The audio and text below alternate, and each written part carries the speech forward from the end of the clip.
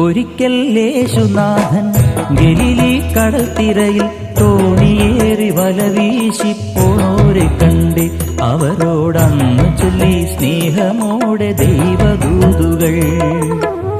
ഒരിക്കൽ യേശുനാഥൻ ഗലീലി കടൽത്തിരയിൽ തോണിയേറി വല വീശിപ്പോണോരെ കണ്ട് അവരോടന്ന് ചൊല്ലി സ്നേഹമോടെ ദൈവദൂതുകൾ.